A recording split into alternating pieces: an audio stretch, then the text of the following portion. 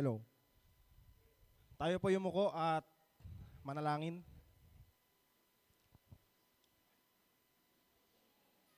Lord, marami pong salamat sa umagang ito na binigay mo po sa amin. Salamat po sa pagkakataon na muli kakain po kami na yung salita. Lord, hinihiling namin yung pagsama mo, Panginoon. Sa lahat po ng pag-uusapan namin, wala pong ibang maitataas, kundi ang pangalan lamang po na aming Panginoong Hesus.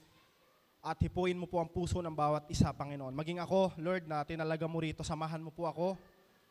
Ikaw lamang po ang magsalita sa pamamagitan ko, Ama. At patuloy na maparangalan ka sa aming mga buhay. Purihin ka sa pangalan po na aming Panginoong Hesus. Amen. Pwede po ba palakpakan natin si Lord? Tapos, paki-high five mo yung katabi mo, sabi mo, Happy Valentine's. Times, ha? Ayun. Hindi ko alam kung kung yung tagline na to, kanino nang galing. Alam niyo po ba yung tagline na ang buhay ay weather lang? Kayo ba nang galing yun? Kay Kuya Kim Atienza, no? So, hindi ko alam kasi nung una, actually nung iniisip ko yon, ano ba yung meaning nun?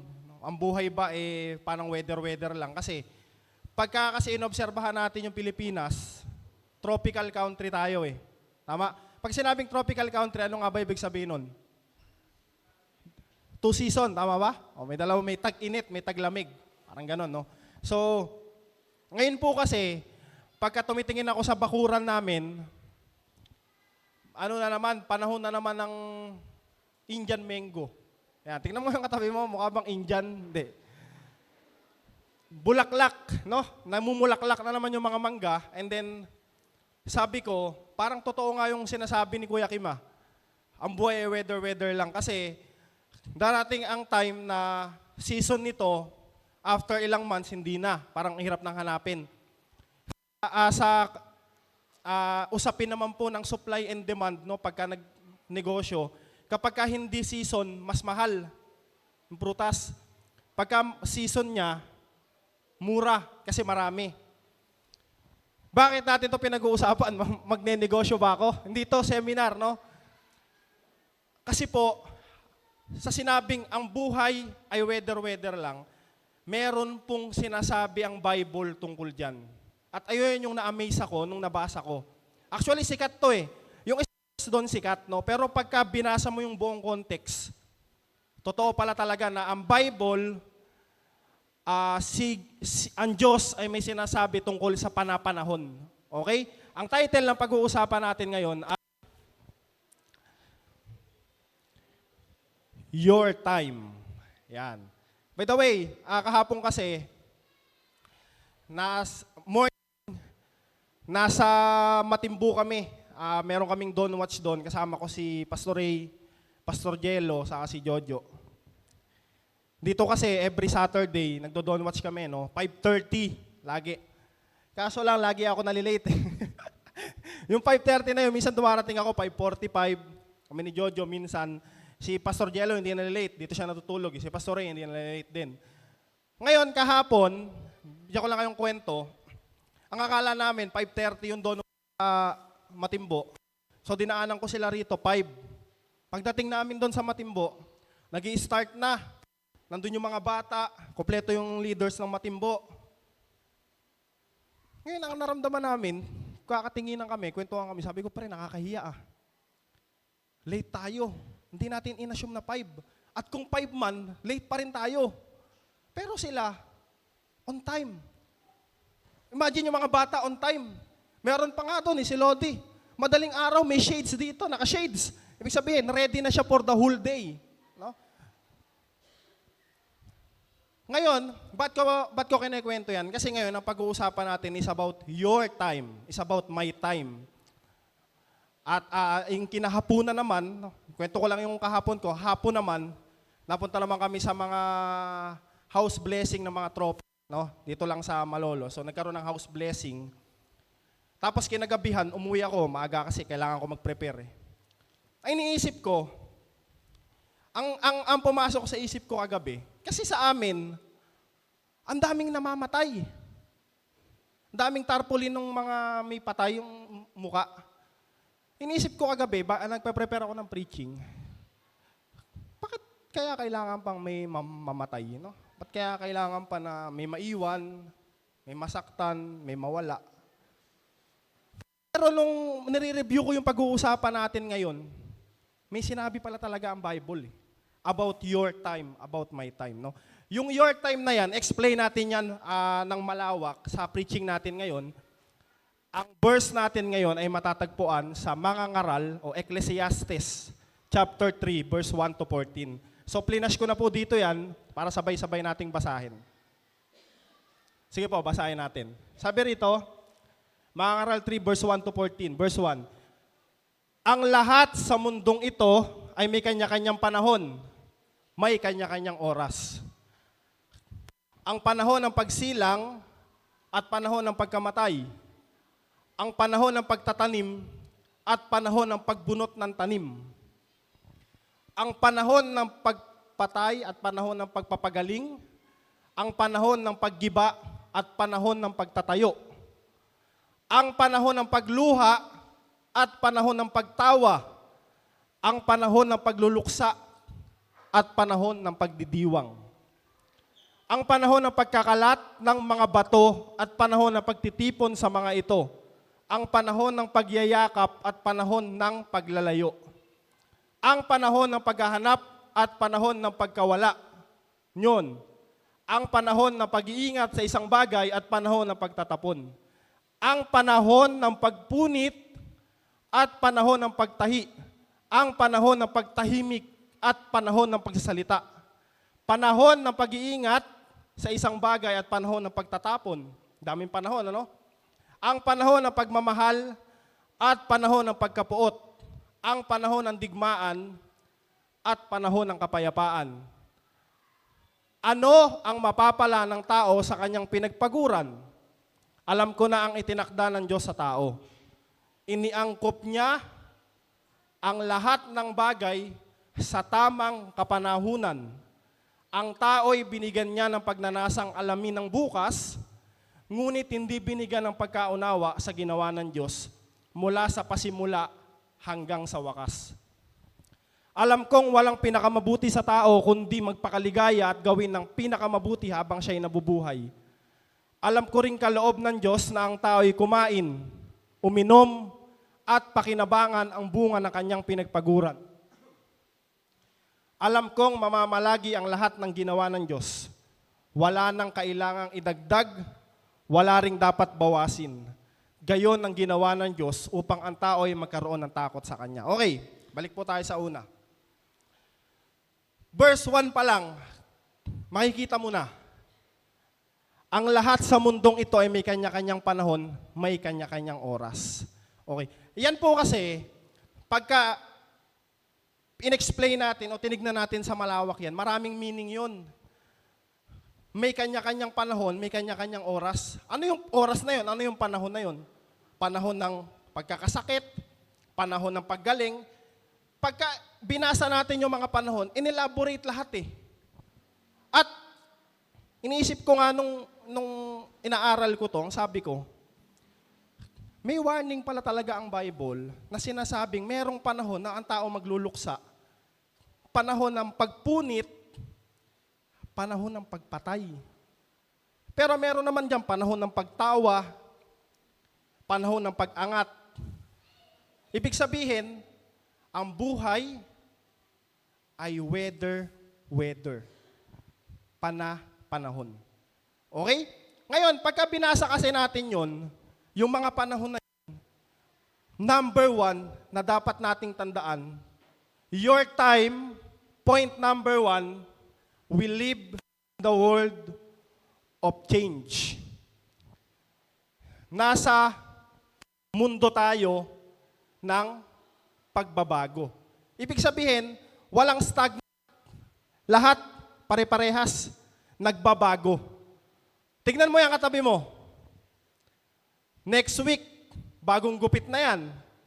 O kaya next week, puti na yan. O kaya naman next week, nangitim na yan. Kasi nag-beach. Ibig sabihin, ang buhay natin, in reality, walang permanente. Ang permanente lang, ang Diyos. Pero yung katabi mo, hindi. Bakit? May panahon ng pagpatay. Ayun ang dapat nating harapin. Kaya nga minsan, pag tinitingnan ko yung mga magulang ko, kasi ang tatay ko po nitong March, bata pa po siya, no? Magse-celebrate na siya ng 50th birthday. 50th birthday. Ang iniisip ko, sabi ko, 50 na ang tatay ko, parang, although hindi pa naman siya senior, pero sabi ko, tumatanda na, no?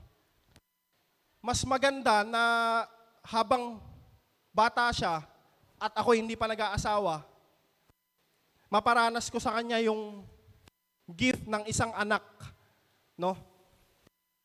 Syempre, tumatanda po ang mga magulang natin, mga kabataan. Sabi nga sa Bible, may panahon ng pagkakasakit, pagluluksa, at pagpatay. Kuya MJ, parang napaka-negative mo naman. Parang sinasabi mo na may mamamatay. Hindi eh. Alam nyo bakit? Kasi kapag pinag-uusapan natin ng Bible, facing death talaga ang pag-uusapan. Alam nyo kung bakit? Si Jesus Christ namatay sa krus para sa kasalanan natin. Para pag namatay tayo, hindi tayo mapupunta ng impyerno, di ba? Remember? Saan tayo pupunta? Kasama niya sa langit. So ibig sabihin, una pa lang, topic na talaga yan.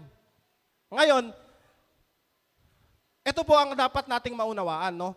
Kasi sa mundo natin ngayon, pag tinignan natin yung kalagayan natin, mga nanay, tatay, mga kabataan, minsan, ma-realize natin na we are so blessed enough, no? Mari ngayon, ang dami nating pagpapala. Kaya nating bilhin lahat ng gusto natin, naaabot, malakas tayo.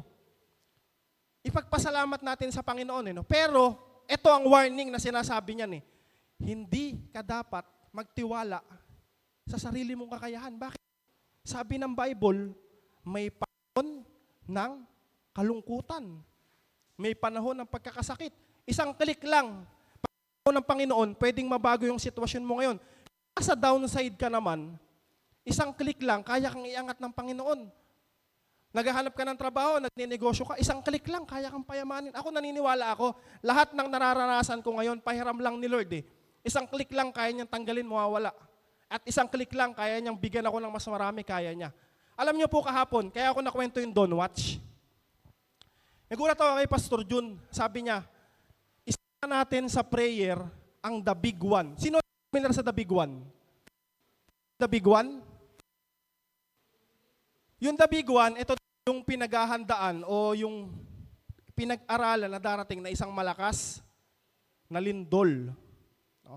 So ganito, nung narinig ko yun kahapon, nagkaroon ako ng, naalala ko lahat eh. Kasi, bigyan ko lang po kayo ng storya sa company namin. No? Nasa telco kasi kami, telecoms. Meron kaming kliyente, bangko, ang sabi niya sa amin, panahon ng the big one, patunayan nyo sa amin na kaya nyo pa rin kaming iserve. Yung network nyo, hindi magda-down. Tinawag ako ng boss ko, sabi niya, Mark ang tawag sa akin, Mark, aralin mo yung big one, aralin mo yung infrastructure natin kung alin ang tatamaan. So, ang ginawa ko, gather ko yung team, nagbigay tayo ng mga assignment, ganito yung gawin natin, tapos i-came up natin sa isang presentation. Habang inaaral ko po yung the big one, ang ganda nung ang ganda nung resulta, tingnan niyo ah. Meron po ako ritong mga mapa no. Para lang makita niyo, no. Kasi pinag-uusapan natin dito panahon. Ayan po yung mapa ng hindi ako nagkakamali, Luzon eh. Oh, from south to north, no. Bulacan hanggang Pampanga hanggang Cavite, Laguna. Kita niyo po? Yung pula sa gitna, yan yung tinatawag na West Valley Fault. During the big one, yan yung maghihiwalay na lupa. Yan yung malakas ang alog. Yan yung mawawasak. Lahat ng dadaanan yan, mawawasak. Nung inaaral ko yan, sabi ko, medyo malayo kami. Kasi ito yung Malolos eh. Ito yung Bukawi, ito yung May Kawayan. Ang tatamaan yung banda rito. Sa Pulyong Pasig eh. Actually, nandyan yung opisina namin eh. Ngayon, sabi ko, mapalad ang mga Bulakenyo. Kasi malayo tayo sa fault line. Pero alam nyo, meron daw isang dam sa Bulacan na pagka tinamaan the big one, Bulacan, Pampanga at Metro Manila, wipe out. Alam nyo ano yun? Angat Dam. Tingnan niyo po yung mapa kung saan dumaan yung fault line.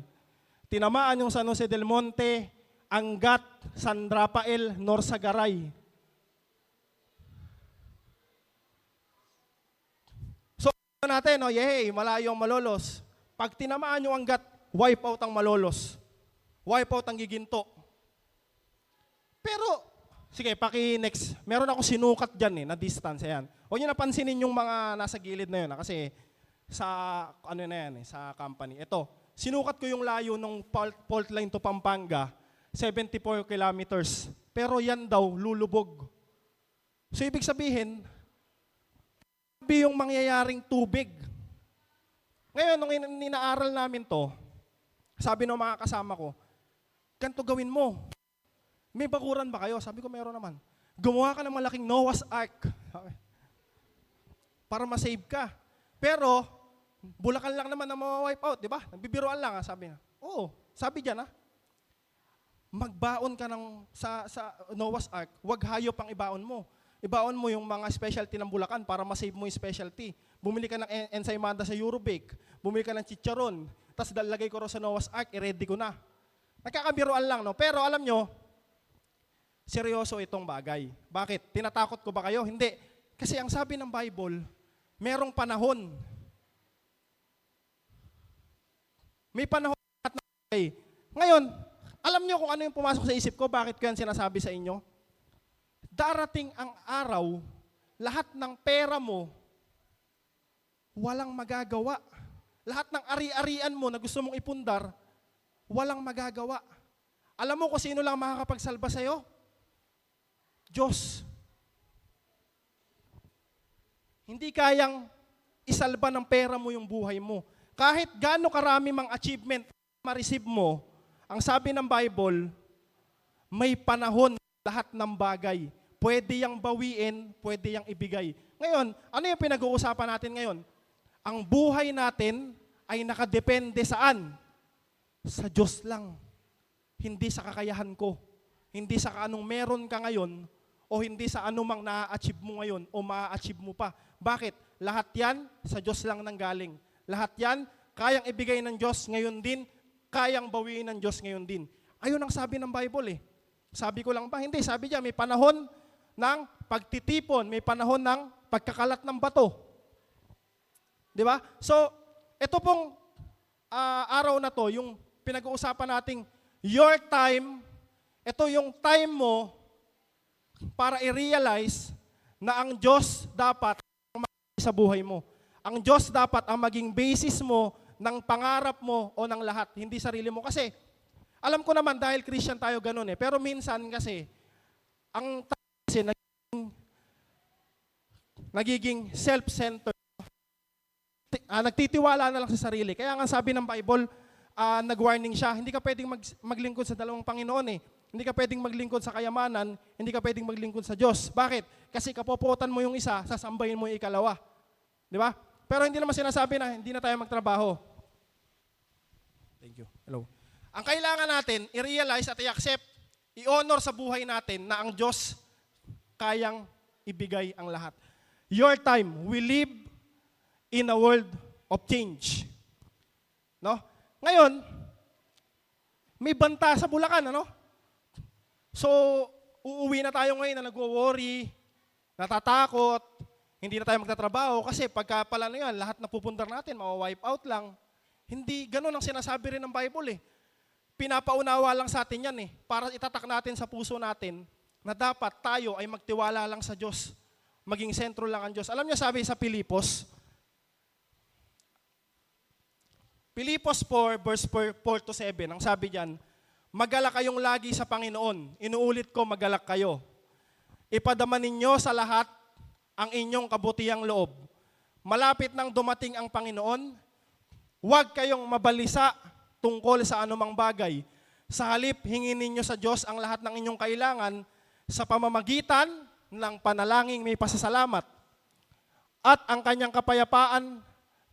kapayapaan ng Diyos na hindi kayang maunawaan ng tao, ang siyang mag-iingat sa inyong puso at pag-iisip dahil sa inyong pakikipag-isa kay Kristo Jesus. So, ito po yung magandang reminder naman sa atin Huwag kang mabalisa. sa araw ng bukas. Magtiwala ka sa Panginoon. Kaso lang, nababalisa tayo kinabukasan. Bakit? Kasi nga nawawalan tayo ng tiwala, ng faith sa Panginoon. Yun yung bantayan natin sa sarili natin. Baka kasi apektado na tayo ng tinatawag na depression, anxiety. Pag anxiety daw, you are living with the future eh. Kapag depression, you are living with the past. Kaya tayo naapektuhan yan kasi nga yung faith natin humihina. Nawawala yung sentro natin sa Diyos. Nagiging sentro natin sarili natin. Ang sabi ng Bible, mali yun. Kasi sabi niya, huwag kang mabalisa para bukas. Di ba? Ano mga bagay, may kailangan ka, may minimithi ka, nagwo-worry ka, gamitin daw natin panalangin may pasasalamat. Ibig sabihin ng panalangin may pasasalamat, panalangin may declaration through faith. Okay? Point number 1, lagi mong tatandaan, ang oras natin ay kayang ibigay ng Panginoon, but we live in a world of change, ng pagbabago. So nagbabago, ang dapat lang magtiwala sa Panginoon dahil siya lang ang hindi nagbabago. Point number 2, God sets timing. Sabi sa verse 9 to 11, pwede pong paki-flash.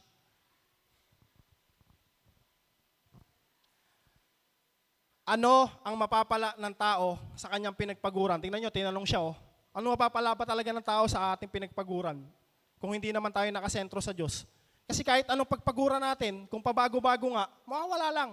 Kasi isang ganun lang ng Panginoon, mawawala eh. Alam ko na ay tinakda ng Diyos sa tao. Verse 11, iniangkop niya ang lahat ng bagay sa tamang kapanahunan.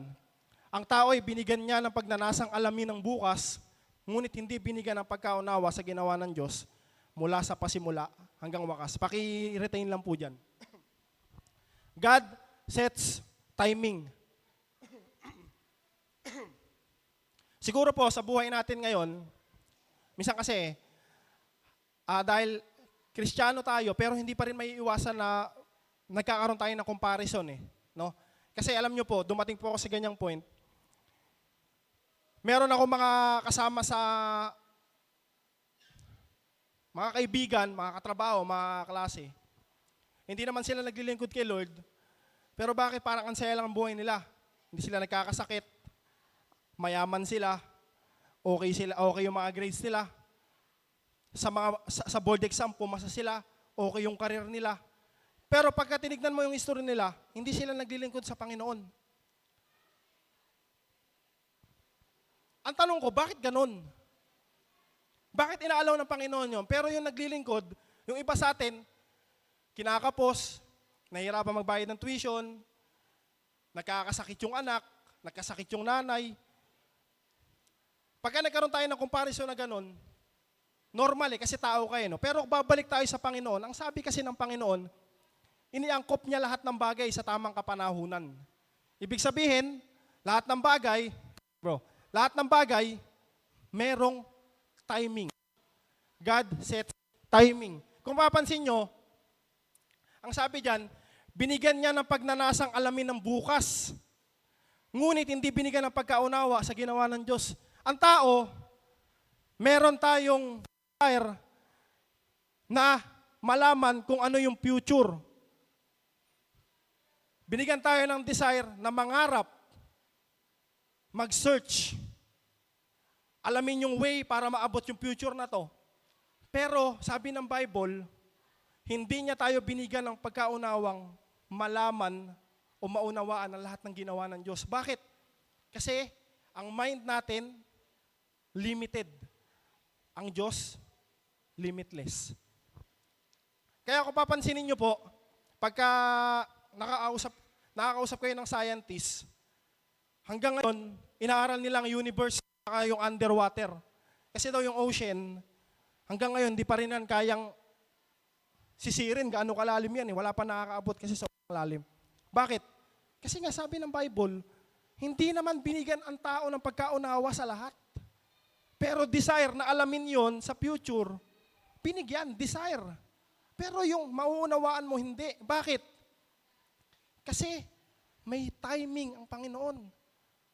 Kung mauunawaan natin lahat ngayon, o kaya, malalaman natin ngayon lahat ng mangyayari para tayo manghuhula. Parang ang gulo ng buhay, no? Naalala ko po yung isang kwento. Hindi ko po alam kung nakwento ko na to dito eh. Pero gamitin ko lang pong illustration para maintindihan natin. Merong isang hari na mahilig ano yung tawag doon sa ano? Pumuputok ng baril. Anong game yon?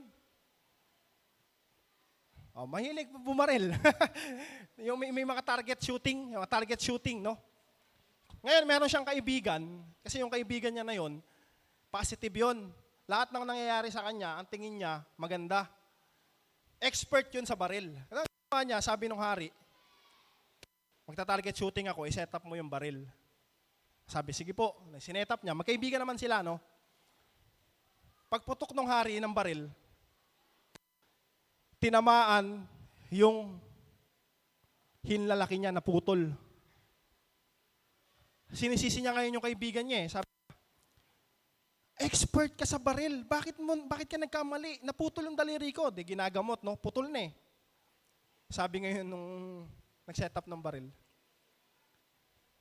mahal na hari, huwag po kayong mag-alala. Lahat po ng bagay ay nangyayari sa tamang kapahunan at sa ikabubuti.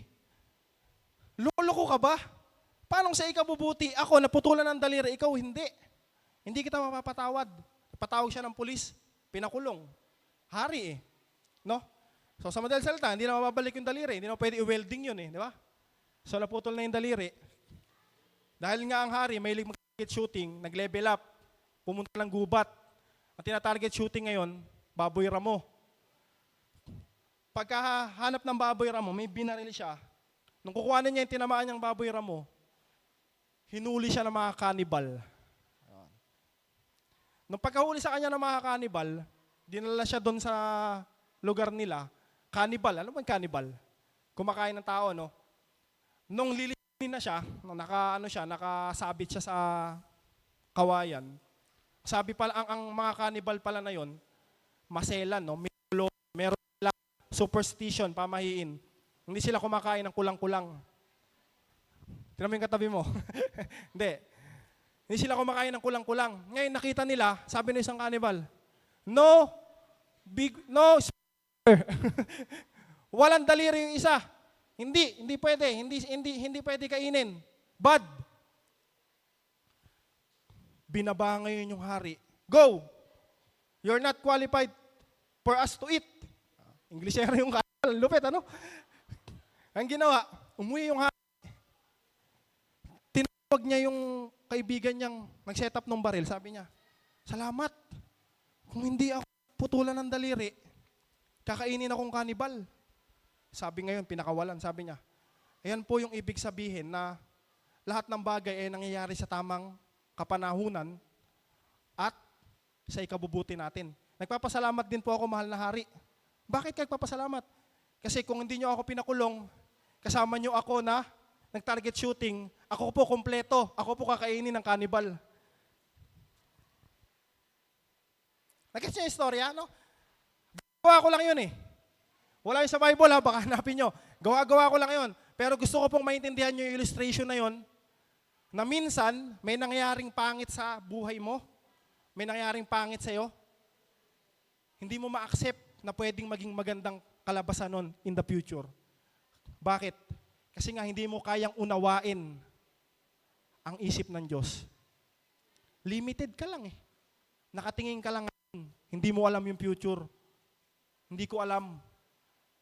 Natanggal ka sa trabaho, nagka-problema ka sa pag-aaral, kaya mong tignan niya na mabuti? Kaya mong tignan na ikabubuti? Nagkasakit yung anak mo, nagkasakit yung nanay mo, nawalan kayo ng pera, kaya mong tignan niya na mabuti? Nagkasala ka, nagka-problema ka, nagkaroon ka ng kaaway, naging miserable ang buhay mo. Ang question ko, kaya mo matignan niya ng mabuti ngayon? Ayan ang pinapaunawa ng Panginoon. God sets timing. Your time. May time sa buhay mo na ipapaunawa yung tamang panahon. Bakit? Kasi ang buhay ay weather. Panahon, sabi ng Bible. Yung nangyari sa iyo ngayon, nahihirapan ka, Sa future pala, yan yung makakatulong sa'yo. Alam nyo, pag nakakarinig po ba kayo pag nakakausap kayo ng tao, ng mga matatanda? No? Nung panahon ko, kinakain namin, ganyan lang. No? Nung araw, ako ay nung time ng lolo mo, pinapalo kami. No? Nung araw, ganito lang yan. Ganyan lang kamura ang Pepsi. Ganun, narinig ko ganun eh. Ganito lang ang pamasahe sa jeep. Pinabalikan yung dati, no? Alam nyo, ang lagi kong naririnig sa matatanda, kahit sa mga katrabaho ko, kasi nung abes ko ako, una kong trabaho, lahat ng katrabaho ko ron, puro matatanda na. Ako lang halos ang bata. Lagi na lang sinasabi sa akin, nagpapasalamat nga kami. Bata pa lang kami, marunong na kami magsaing. Marunong na kaming mamundok. Marunong na kaming magluto. Kasi nung napunta kami ng Manila, galing kasi silang probinsya, napunta kami ng Manila, kaya namin yung sarili namin. Pero nung time na yon, pinagtatawanan sila ng mga kalaro nila. Bakit? Kasi namumundok sila. Naggagatong sila. Pero nung napunta sila ng Manila, napakinabangan lahat eh. Alam niyo po, ganun ang ginagawa ng Panginoon eh. Merong timing. No? Yung nangyayari sa atin ngayon na maganda, pangit, pwedeng minomold tayo ng Panginoon for the better future eh. Kasi yun ang pangako eh. Sabi ng Panginoon, ulit sa verse 11, paki-flash po. Iniangkop niya ang lahat ng bagay sa tamang kapanahunan. Ang tao'y binigyan niya ng pagnanasang alamin ng bukas, pagnanasa, take note. Ngunit hindi binigyan ng pagkaunawa sa ginawa ng Diyos mula pa simula hanggang wakas. Never mong maiintindihan, kaya wag mo lang subukan. Ang kailangan mo lang gawin, magtiwala sa Panginoon. Point number 1, we live in a world of changes. Point number 2, God sets timing. Iniangkop ng Panginoon, inangkop ng Diyos lahat. Your time ay iniangkop ng Diyos. Point number 3, God's work is totally complete. Sa Tagalog, ewan ko kung tama yung grammar ko pero ang pinaka-point dyan, yung ginawa ng Diyos, kompleto, walang kulang. Kung meron mang ginawa ng Diyos sa buhay mo, nakukulangan ka, kompleto yan. Akala mo kulang pa, kompleto yan. Parang may kulang pa, may hiningi pa ako, hindi, kompleto yan.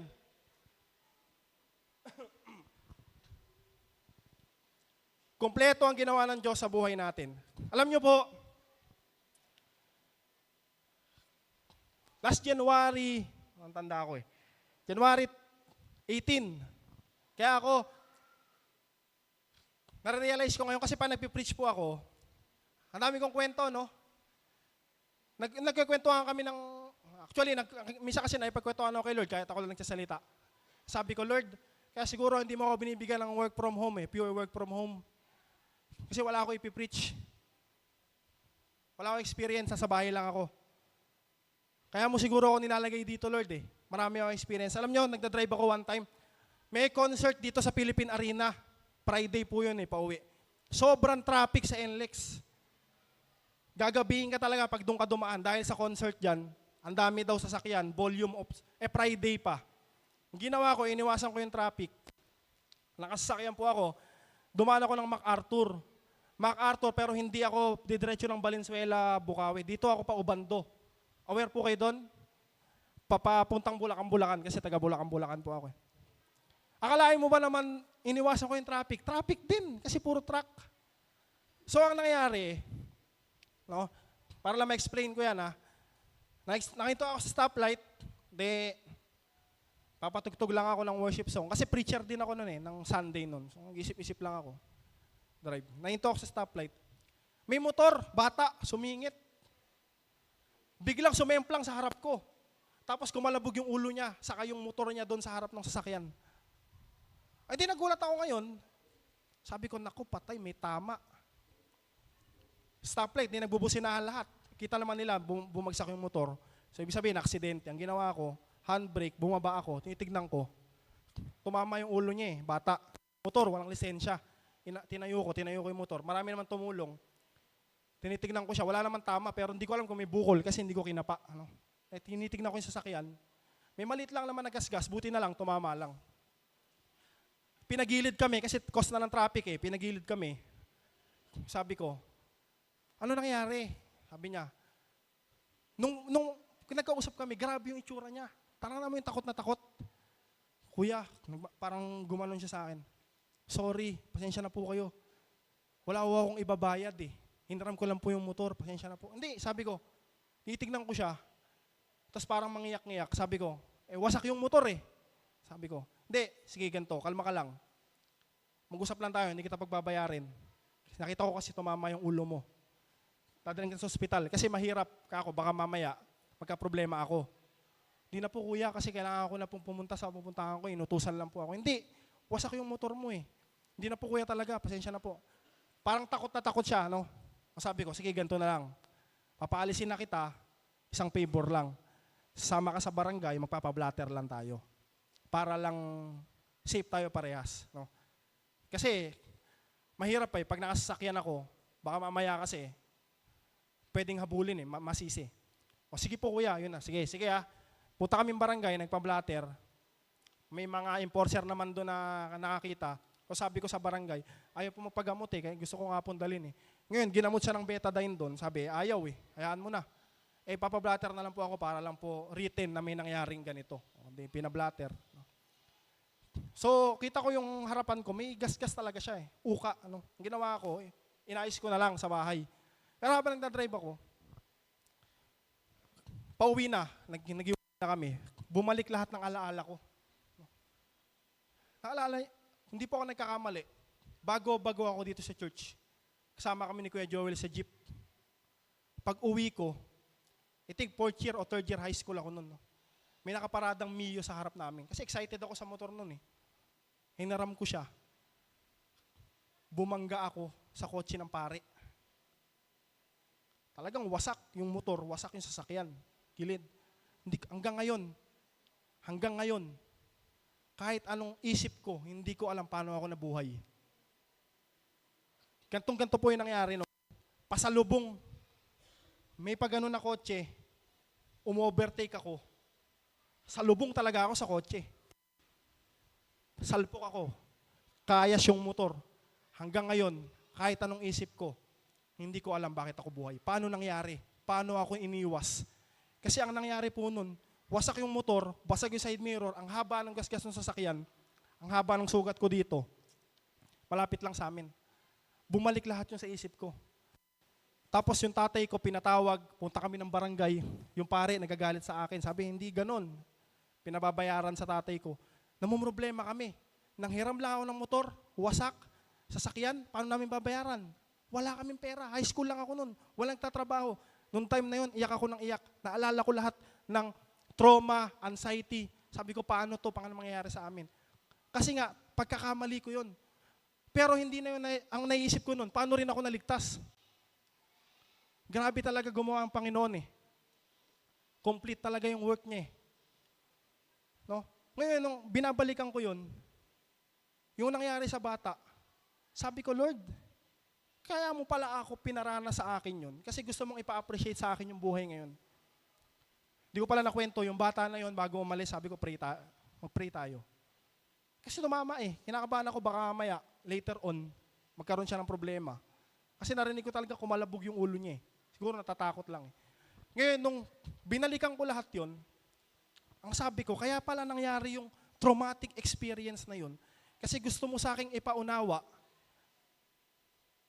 na MJ, yung nangyari sa'yo noon, dapat yung mangyayari man sa yung ganyan ngayon, matuto kang magpatawad, matuto kang mahinahon, at matuto kang magbigay. Kasi that time, pagka nakakita kayo ng road rage, konting sayad lang, nagkakabarilan eh. Di ba? Ngayon, magkakaroon pala kasi ako ng sasakyan at everyday ako magdadrive sa EDSA. Kaya pala ako binigyan ng ganong experience. Para yung isip ko, yung utak ko, hindi mainitin ang ulo ko sa daan. Magmumotor pala ako sa EDSA, kaya tinuruan ako ni Lord na mag-ingat. Kaya pala nangyari yun. Pero that time, isipin ko ba yun? Na-aksidente ako, pasensya ka na, magbabayad ka kasi magkakaroon tayo ng sasakyan. Baliw ka ba? Baka sabihin sa akin ng papa ko na gano'n eh. Tingnan mo yung sitwasyon ngayon. Kaya po, ang gusto ko lang maintindihan nyo, kaya ko yung kinikwento, yung God's work is totally complete. Kaya nga tinatanong, kulang ka? Tingin mo, kulang ka? Kompleto yan. Kulang yung meron ka? kulang yung nararamdaman mo, kulang yung experience mo, kulang yung gamot mo, kumpleto yan. Bakit?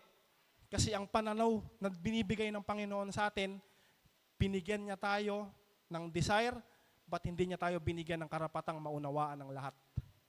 Kasi nga, ang gusto ng Panginoon, mamuhay tayo through faith, pananampalataya. Tignan mo yung katabi mo. Nagkukulang ba sa pananampalataya? Dumalakas ba yung pananampalataya? Kasi alam niyo kung bakit? Kasi alam ko sa atin, lahat tayo may pangarap, lahat tayo may gusto, no? Sa mga bagong kasal, gusto ng magandang buhay, gustong magkaanak. Sa mga nagtatrabaho, gustong makatapos, magkapagtrabaho. Nagtatry magnegosyo, gusto maging successful. Hindi ipapakita ng Diyos na magsasuccessful ka, ganito yung mangyayari sa'yo next, magkakaroon ka ng ganitong branch. Hindi. Walang ganon. Pero ang gusto mangyari ng Panginoon, manampalataya ka na ganon ang mangyayari sa'yo. Kasi yun ang reason kung bakit ang sabi, itinakda niya ang lahat sa kapanahunan. Sabi diyan, God's work is totally complete. Pwede pong paki-open yung verse 14. Alam kong mamamalagi ang lahat ng ginagawa ng Diyos. Wala nang kailangang idagdag. Wala ring dapat bawasin. Gayon ang ginawa ng Diyos upang ang tao ay magkaroon ng takot sa Kanya. Take note, mamamalagi ang lahat. Walang dapat dagdag, walang dapat ibawas. Ginawa yon para magkaroon ka ng takot, magkaroon ka ng pananampalataya, at magtiwala ka sa Kanya. Okay? Pwede po mapalakpakan natin si Lord?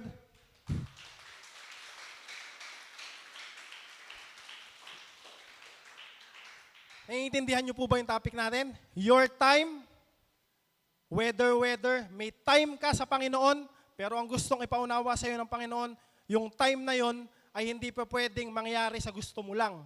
Bakit? Kasi hindi mo mauunawaan ang lahat. Ang gusto ng Panginoon, pinaka main point, magtiwala ka sa Kanya, anuman ang mangyari. Okay? Anuman ang dumating, anumang panahon ang ibigay, magtiwala sa Panginoon. Bakit? Kasi kapag nawalan ka ng tiwala sa Panginoon, dumating ka sa point na nalungkot ka, aalis ka na lang, magre-rebel. Sabi nga ni Pastor kahapon, si Darren, kasi ako si Darren, siya yung bangko. Ganun nyo nga. Hindi, joke lang. Magkasama na kami yan, simula high school eh. Nung namatay nanay niya, kasama niya ako eh. Nung na-hospital yung tatay niya, ako kasama niya pumunta sa hospital eh. Tanda mo yun, Tol? Wala pa siyang motor nun eh. Sabi niya, Tol, samahan mo ako kasi na-hospital tatay ko. May motor ako nun eh. Gabing-gabi, pumunta kami sa hospital ng Giginto eh. After ilang days, namatay tatay niya eh. Gawin mo, kabatang panahon na wala ng magulang. Sabi nga ni Pastor, ang iniisip, kami nagmi-meeting kami sa board, sabi niya, ang iniisip ko nga noon, akala ko si Darren magre-rebelde sa Diyos eh. Kasi nawala ng magulang eh. Grabe yun. Kasi ako sabi ko, hindi ko kaya yun. Ngayon, kung sa panahon ko, parang sabi ko nga, parang hirap, di ko kaya yun ah. Pero sabi ng Panginoon, magtiwala, ano man ang mangyari. Hindi ko kayo tinatakot na may mangyayaring masama. Hindi yun ang point ng preaching na to. Alam niyo kung ano? Dapat magtiwala ka sa ibibigay ng Diyos sa'yo. Kasi nga, hindi mo maunawaan eh. Pwedeng yung binigay sa'yo, yan yung magagamit mo para maging better ka at para pagpalain ka sa future. Maging mabuti yung kalagayan mo. So, yun po, ang message sa atin ng Panginoon, magtiwala, pananampalataya, at lagi po nating nare-remind, no, ang ginawa ng Panginoong Hesus sa atin. Kaya kanina yung opening natin, kamatayan agad ang pinag-uusapan natin. Pag namatay ka, saka mapupunta. Dapat talaga, hanggang ngayon, pinapaalala yan eh. Kasi baka nakakalimutan, no? Ang kaligtasan hindi nawawala, pero dapat nire-remind para ibahagi rin natin sa iba. Pwede po pala tayo tumayo.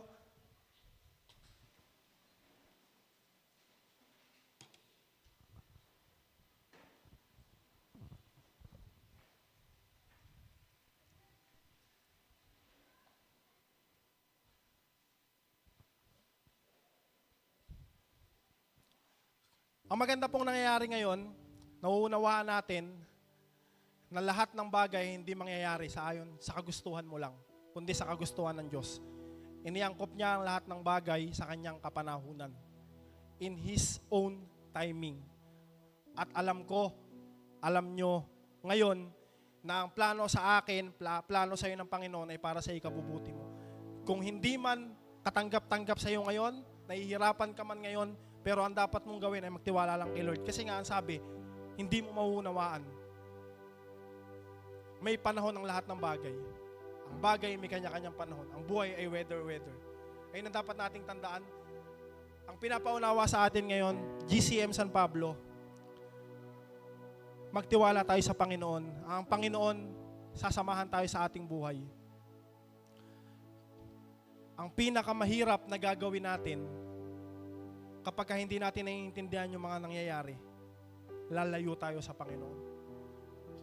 At ang pinakamahirap, kung kailan tayo pinagpapala, doon ka pa lumalayo sa Panginoon. May pambili ka na kasi ng kaya mo. Parang hindi mo na kailangan ng Panginoon. Basahin ko po yung 2 Korinto, chapter 7, verse 9. Sabi rito,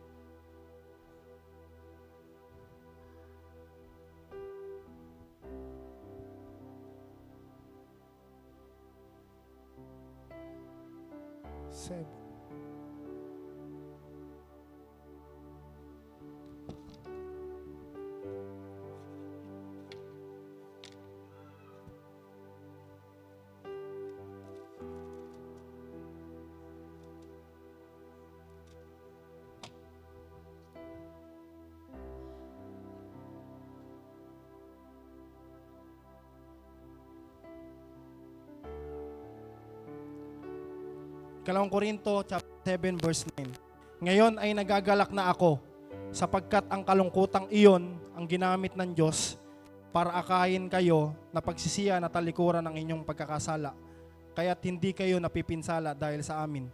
Sapagkat ang kalungkutang mulat sa Diyos ay nagbubunga ng pagsisisi at pagbabago tungo sa kaligtasan.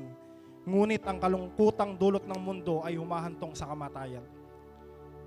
Sabi sa 2 Korinto chapter 7, merong kalungkutang binibigay ang Panginoon para magsisi tayo sa kasalanan at para ma-realize natin na kailangan natin siya. Pero ang kalungkutan na nanggagaling sa mundo, mapapariwara ka, malalayo ka. Ngayon, i-check natin yung sarili natin. Every time na makaka-receive tayo ng blessing, kalungkutan, ano yung response natin? Umalis, magwala, o lumapit sa Panginoon?